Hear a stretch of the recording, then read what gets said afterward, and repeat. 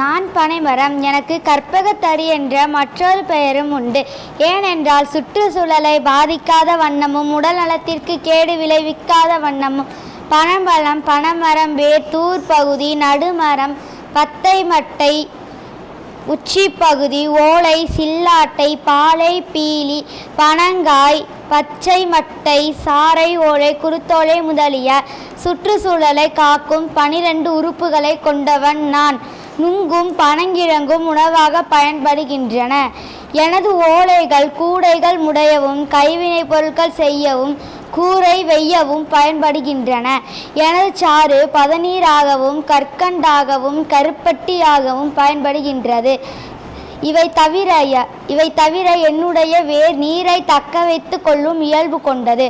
அதனால் நிலத்தடி நீர்மட்டம் உயர நான் காரணமாகின்றேன். எனது ஓலைகள் ஓலைச்சுவடியாகவும் பயன்படுகின்றன. பனங்காய் வண்டி, பனை ஓலை காற்றாடி, பனை ஓலை விசிறி, பொம்மைகள் ஆகியவற்றை உற்பத்தி செய்வதன் மூலம் பிளாஸ்டிக்கை பெருமளவும் தவிர்க்கலாம்.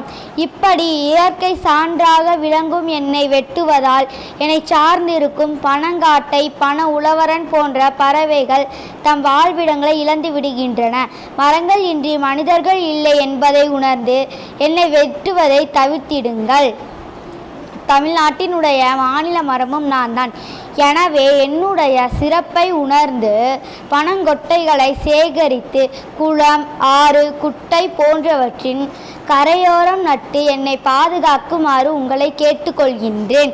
கிளி வளர்த்தேன் பறந்து போனது, அணில் வளர்த்தேன் ஓடி போனது, மரம் வளர்த்தேன் இரண்டும் திரும்பி வந்தது என்ற டாக்டர் அப்துல் கலாமின் வரிகளை நினைவில் நிறுத்தி சுற்றுச்சூழலை பாதுகாக்க பனைமரம் காப்போம், பயன்பெற பெறுவோம். நன்றி.